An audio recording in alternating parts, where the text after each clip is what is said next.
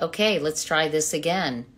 We're going to kind of find out what happened with Officer Dunn.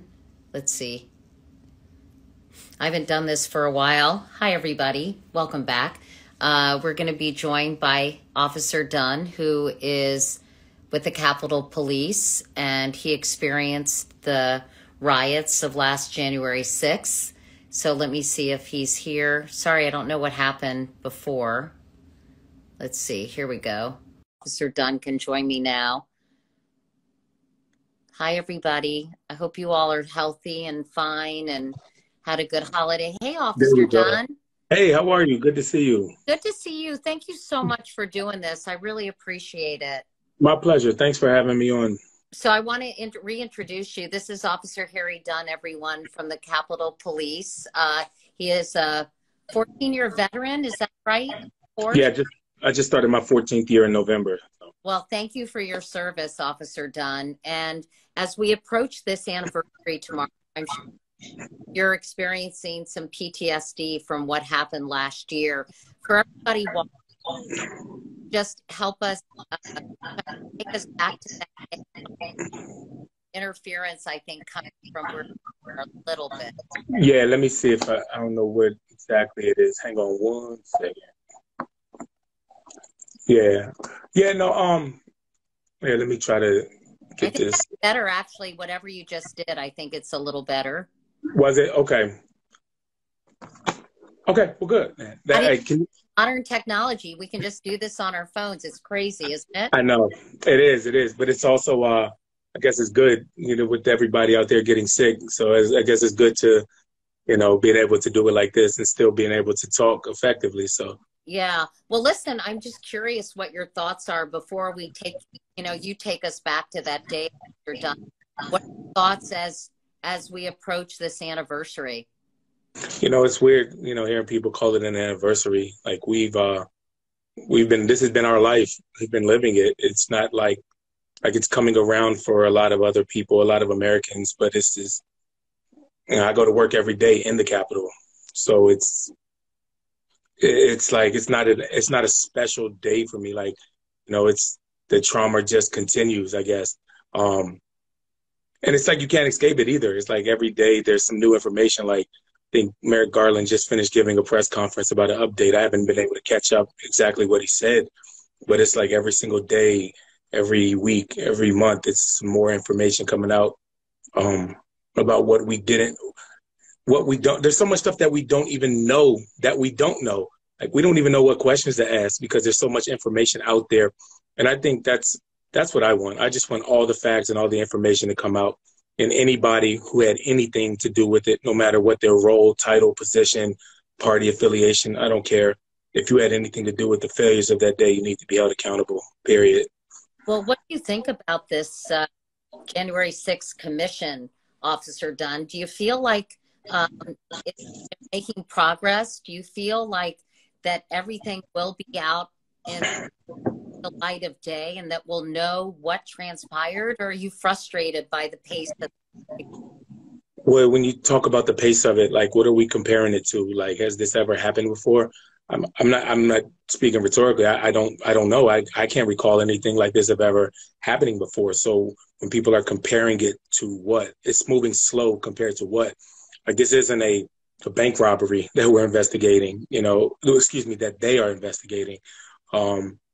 This is what I viewed as a potential overthrow of the government, overthrow of democracy, overthrow of an election. And that's the way I saw it. That's the way I view it. If other people see different, they should be encouraging an investigation. And so all the facts that come out, I have opinions. I have an opinion about what happened, just like everybody else does. But let's have some facts out there to help shape our opinions about what we think and what actually really happened. So it's interesting. I called it an insurrection. One of the commenters said, I don't consider it should not be called an insurrection. So it's almost on what happened. Do you think it was an insurrection? If you look at the definition of insurrection, that's exactly what it was. A violent uprising against the government. That's exactly what happened. on January 6th.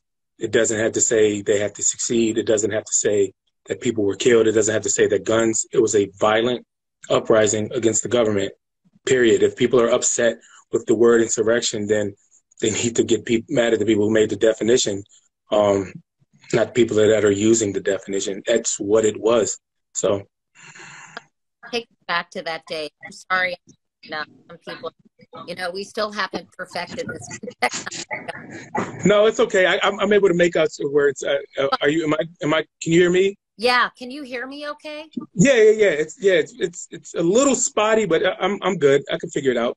By the way, many people are thanking you for your service. I hope you appreciate that. And I want to talk to you about the police officer, police force, and mental health issues. But before that, and by the way, we should pay our respects to the 5 officers who died as a result of this insurrection. Yeah. 4 by suicide, and 1 from 2 strokes that officer experienced. I want to talk about that real quick, because a lot of people have said that Officer Signick was not killed and all this stuff. And people are saying that in my testimony, when I had a moment of silence for him, that I perjured myself because I said that he died of that. Listen, even if you read the full medical examiner's report, they said that it is likely that the events of January 6th could have contributed to his death. So my take is, if January 6th didn't happen, a healthy individual like Brian Signick would still be here. And he was a great man, and he died defending this country. He was a veteran, and he was a great person to work with, just a great individual. Like, we weren't like the best of buddies, but if I saw that I was working with Brian that day, I was like, all right, this is going to be a good day. Brian's somebody that you could count on, somebody that's dependable and hardworking, and he did his job, period. So take us back now, if you could, Officer, to that day and what you experienced. I'm breaking up, so we're going to focus on your part of the conversation. There's so much about that day, where do I start? It's a dark day in American history, and a lot of people want to, not acknowledge it. People want to get over it. People want to, we can't look over, people ask the question, is this America? Is this who we are?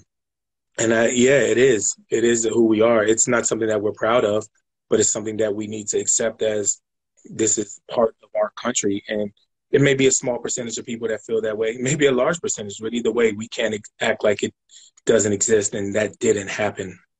But as far as that day, I think it's safe for me to say within the last 14 years or so, upwards of about 1,000 demonstrations that I've been a part of at the Capitol, protests, demonstrations, civil disobedience, people getting arrested for expressing their First Amendment right, which they had every single right to do, no matter what my personal beliefs are. People have the right to their First Amendment, freedom of speech, lobby their Congress people, all that stuff. But my job is to make sure that it's done in a safe way, no matter if I agree with the message or anything. My job is to make sure that people are safe. And that wasn't the case on January 6th. The violence was brought to us, and these people were hell-bent on changing the results of an election. And regardless of how you believe it or not, it doesn't matter. Violence is never acceptable in the way that it was. And, a lot of people say, well, what about...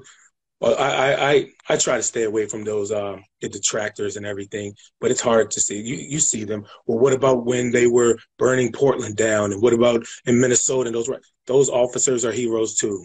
Period. They defended their cities, and the people that attacked them in their cities need to be held accountable. Period. What do you mean? What about them? They're heroes, and their attackers should be held responsible. Period. There is no ifs, ands, buts. But I can speak on what happened on January 6th because I was there, and it affected the entire country. We could be looking at an entirely different America if things went differently on January 6th than what they went now. So I am grateful to be surrounded by the men and women of the United States Capitol Police and the Metropolitan Police Department. They fought their asses off, to put it bluntly, to save this country and to save each other. I don't even, you know what? Thinking back about it, I didn't, as the moment was going on, I wasn't thinking I'm saving the country. I was just doing my job. You know, I wasn't trying to save democracy. I was trying to go home. You How, know, people. how shocked were you, Officer Dunn? Do you have any inkling?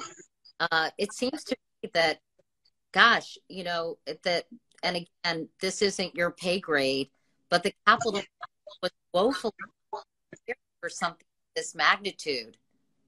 You know, that's also why I want all the facts to come out. Because like I said, at any level, any party, any person that was responsible for the failures, the planning, the poor planning, they need to be held accountable. They need to be held accountable. Period. Like we were unprepared. Like I said, I wasn't thinking about, I was fighting for the officers next to me. They were fighting for me. We were fighting for each other. And that's what mattered. We wanted to keep people safe. And those people included each other, the officers. Tell us about, oh, thank you, who works with me. Tell us about what you experienced personally, Officer Dunn, if you can just kind of synthesize what happened today. So, you know, the whole day, it was just responding to just unimaginable calls.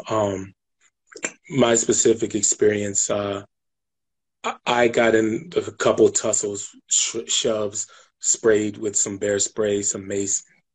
But the majority of the day, a great part of the day, I was assisting other officers who were taken out of the fight due to being struck with poles, being sprayed, falling down, twisting their ankle, separating their shoulder, officers that were having trouble breathing. Like I was responding to them and trying to help them to get them back into the fight.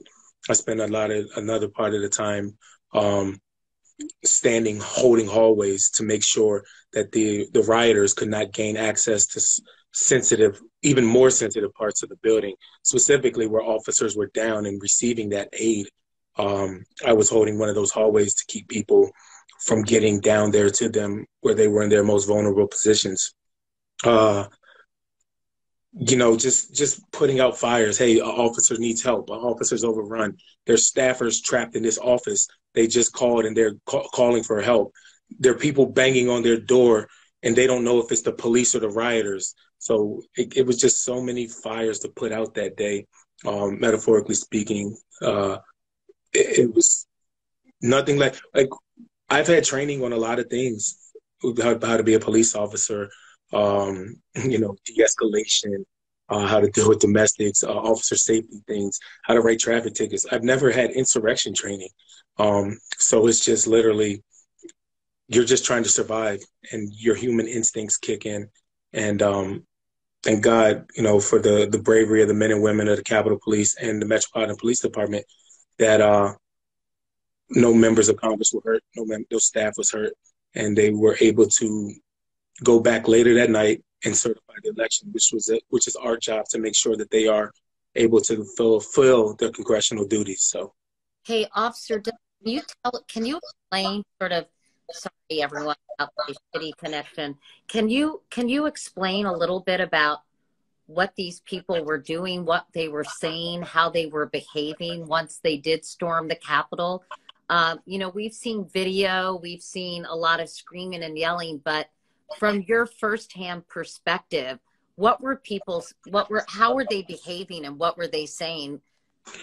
You know, a lot of officers were pelted with insults. We were called traitors. We were saying that the rioters were saying that they were there for us, that they were there to support us, and we need to let them in so they can save the country or whatever. And Donald Trump invited us. We're here. This is the people's house. We're not leaving. We have a right to be here. You guys are traitors.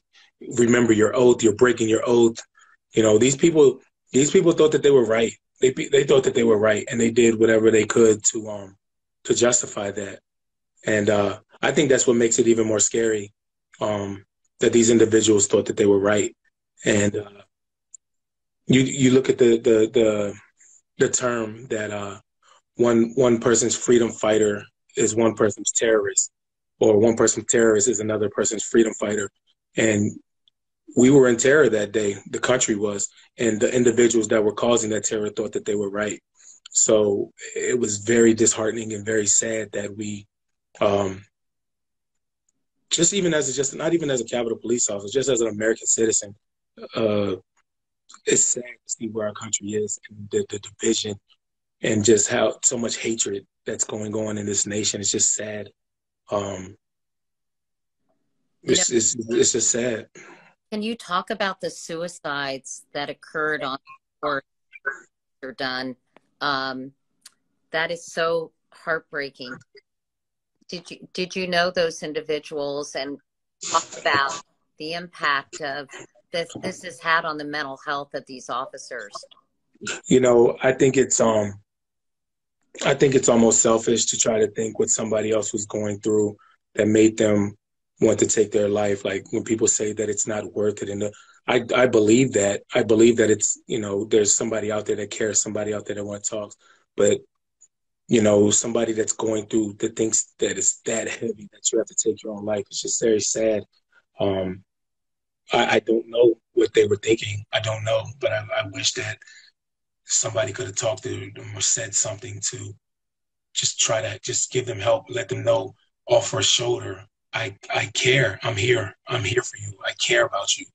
Um, it's sad. It's just sad to think that somebody thought that that was the only way out. When anybody has to deal with suicide, it's so sad. And there are people out there that care. I mean, hell, I do. You know, um, What if, it's really sad. But sorry, but yeah, but about like the mental health thing, so many people cope differently, and you know, there's such a negative stigma about mental health.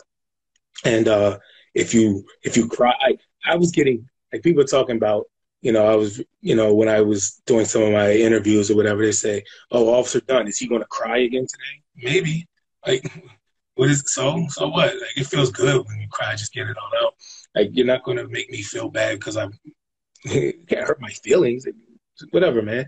Um, the stigma of mental health. People say, "What can you do more? What can we do to reduce the stigma?" There's no other message that hasn't been said to reduce the stigma of mental health. There's no other message that hasn't said.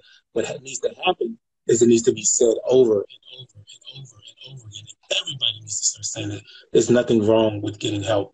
So what kind of changes have you seen? I know that the Capitol Police is 450 officers short.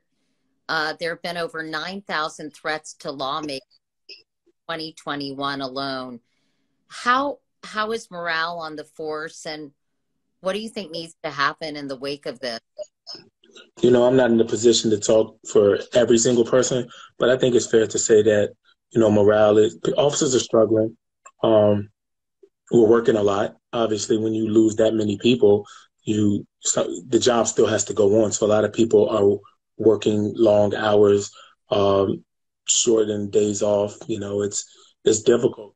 And then you look around with everything that's going on. It's hard to remain positive when you're at the center of this giant investigation that's divided the whole country. It's it's tough. It's tough, and I wish I had some words to say, but I think that's goes back to why mental health is so important because I'm until you can change some things, you have to. If there's some things that you can't change, then you should change your perspective about it and try to focus on the good things about it. I'm really proud to be a police officer. I'm proud. I'm honored to do my job and serve the country. And you know, I don't look at necessarily as me protecting a member of Congress, even if I don't disagree, even if I don't agree with that member of Congress. Um, the seat that they represent is more important than the person, and that seat, in some cases, some representatives represent a million people. So I look at like, hey, I'm protecting a million people right now that this one person's representing. So you have to change your perspective. There's nothing I can do. What can you do? You know? Yeah. You've been an officer with the Capitol Police for 14 years. Have you ever seen the acrimony among lawmakers and the antagonism as intense as it is today? I've never seen it. And But I guess, if you're trying to be realistic, you can look and see that it was brewing for a really long time. Like when you have these giant fights, it's kind of like a divorce, and the couple like comes out the blue or something, and they were like, "Man, what happened?" This has been brewing for a really long time, um, and here we are. People are at their wits' end, and it's really difficult to get anything accomplished or have meaningful conversations when you have a bunch of emotions mixed with a bunch of opinions. Um, Nothing meaningful will ever come out of that, you know, and that's all we are right now is a nation full of emotions and opinions, and nobody can agree on anything. So it's sad where we are as a country. 140 officers were injured. How are those officers doing? A lot of them are back to work. I don't know about the entire number, but I do know there are a few that are still out physically to this day, a year later, with their injuries. Did you It's just sad. Just thinking about it, like defending their country. These people are still hurt and suffering, and it sucks. So What about, there's been a lot of speculation that some members of Congress might have been involved in this whole event by kind of having knowledge of what was going to happen or getting tours or whatever.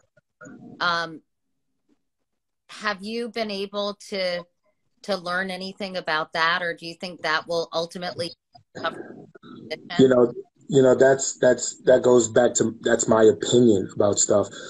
That's why it's so important for the committee to get to the bottom of just the facts, and so I can have an actual not an opinion. I can speak on the facts about what happened.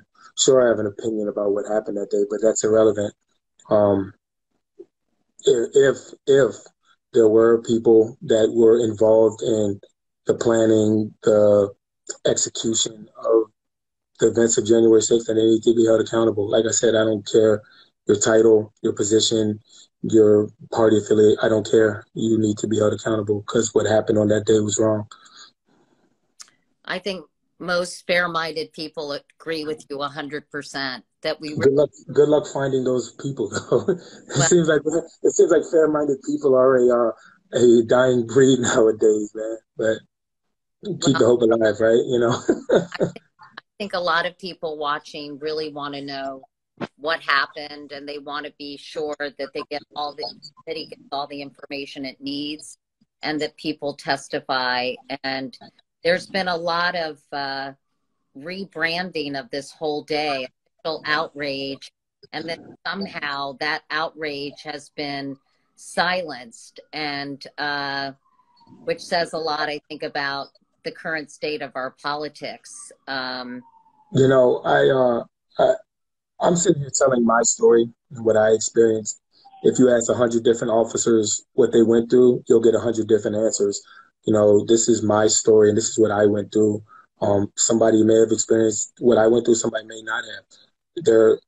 One of my other friends, Michael Fanone and Sergeant Gannell, and Daniel Hodges, these officers, they physically, if I could say, got their ass whooped. And I can't relate to that. I didn't. I'm thankful, but the emotional trauma, the mental trauma, still sticks out with me. I saw that happen to these individuals, and I tried to help them and save them. I got called the N-word. Some people didn't. That's my story. It's what happened to me, and people need to. I'm not speaking for anybody except myself, which is what people need. Like, there's so many bad stories about what happened out there that people are probably going to take to their grave. And that's why I'm trying to do my part to just get the truth out about what happened that day. Whitewashing is a nice way to say these people are lying. So You also testified before the committee. What was that experience like for you, Officer Dunn? it was an honor. I was honored to do that. I come to the Capitol every day to protect it and secure it for the individuals that make the laws and govern this country. And for them to ask me to be a part of that, it was just an honor. I felt a duty to do that. I felt it was my duty, my American duty, to do a request like that to testify. So I was honored to be able to tell my story, and express the bravery that the men and women that I work with. So how will you'll be working tomorrow? What are the plans for the Capitol Police Force? I took off this week. I knew it was going to be a lot, so I a long time ago put leave requesting to be off. So I'm gonna have a nice breakfast. I'm watch some TV. Just maybe not too much news coverage, but I'm gonna just hang out, spend time with my daughter, maybe go build a snowman or something. Have you experienced much PTSD from that day? So yeah, I thought that PTSD was just like these violent flashbacks and all this stuff. There's so much more to PTSD. I was diagnosed with it, but I've learned to take control of it and to not let it control or define who I am. I'm very mad. I don't have these violent flashbacks. I don't want to paint that picture. I don't. But sure, PTSD is real, and I think that getting help from a person who's trained to help people through that. I don't think you ever get over something like this. You just learn how to live with it and not let it, like I said, not let it control you or define who you are. You take control of it. So, given what you experienced, how worried are you, Officer Dunn, about sort of future violence? I read an interesting poll that 37% of Americans don't think it's wrong to, Yeah, I saw that, and that's it's against. scary. It's scary, and I don't think that has anything to do with me being a police officer. I think that as an American citizen, it's like, wow, is this where we are? This is acceptable. This is okay. Like, it's a sad state of affairs in this country, and I don't know. I'm say above my pay grade. How do you solve that problem? We need a lot of what's the term? Come to Jesus moments. This country, other and ourselves. So. Well, I really appreciate your time just talking to us about the events of that day and the ramifications of what you went through. And I think a lot of people will be thinking about that day tomorrow, thinking about you and being appreciative for you and your service, Officer. I'm thankful for that. Think about it every day, though.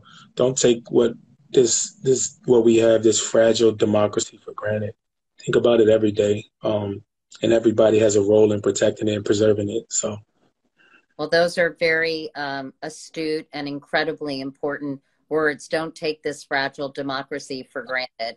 And what you say, everyone has a role to play in protecting it? Yes, ma'am. Everybody does. Whether it be a judge, whether it be a politician, whether it be a police officer, whether it be an average Joe who works at CVS that votes, everybody has a role in this democracy. So we need to take it serious. Again, on behalf of many grateful people, really are grateful for your service and wish you well. And I hope you have a good day. I wouldn't watch too much television, and I hope you get to make that snowman with your daughter. Thank you. I appreciate it. Me too. I got to get my gloves though. The gloves I have, they aren't the waterproof kind. So I need to give me some better gloves. So. If I lived near you, Harry Dunn, I would bring a pair of gloves. So go out and get yourself a new pair of gloves, will you? Yeah, I'm on it. I'm going to the store now. So. All right. Take care. And thanks again for talking with us today. Thank you for having me on. I appreciate it. Take care of everybody. Bye. Bye-bye.